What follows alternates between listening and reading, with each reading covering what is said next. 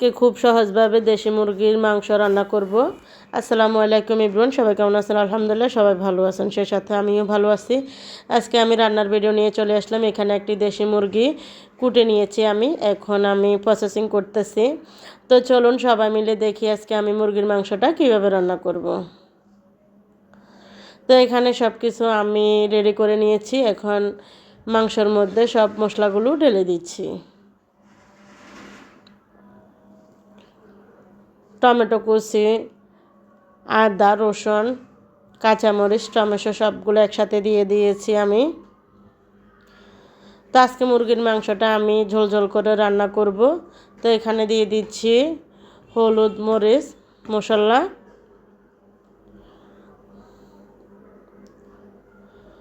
দিয়ে দিয়েছি স্বাদ মতো লবণ। তো এখন দিয়ে দিয়েছি গরম মশলা।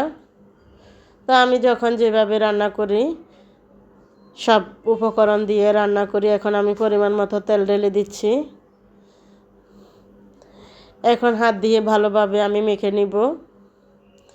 হাত দিয়ে মেখে রান্না করলে আমার কাছে অনেক মজা লাগে বা খেতে অনেক টেস্ট হয়। তো অবশেষে আমার মুরগির মাংস হাত দিয়ে মাখা শেষ। এখন একটু পরিমাণ মতো পানি দিয়ে দিব, কষানোর জন্য চুলায় বসিয়ে দিচ্ছি। শরীফ সিমরান এইভাবে রান্না করলে খুবই পছন্দ করে। তো অবশেষে আমার মুরগির মাংস কষানো হয়ে গেছে।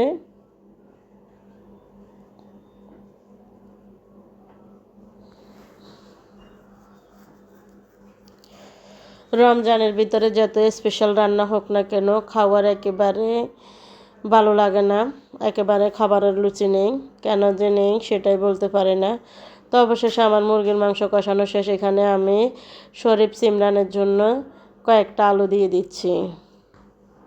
বাচ্চারা তো সবাই আলু পছন্দ করে।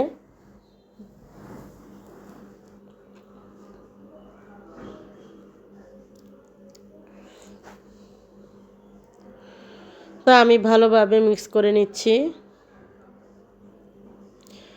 তো মিক্স করা আমার প্রায় শেষ। এখন আমি আবার কষিয়ে নেব আলু সিদ্ধ হওয়ার জন্য। দেখেন আলু সিদ্ধ শেষ, এখন আমি জল দিয়ে দিয়েছি।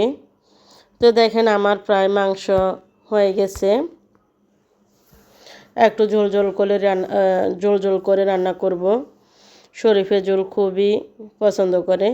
এখান দিয়ে আমি ধনিয়া পাতা ছিটিয়ে দিচ্ছি।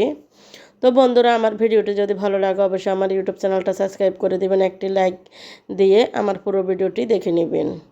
তো একটি কমেন্ট করে যাবেন। তো আজ এই পর্যন্ত। আমার রান্নাটা কেমন হয়েছে অবশ্যই বলবেন। তো সবাই ভালো থাকবেন, পরবর্তী ভিডিওতে দেখা হবে।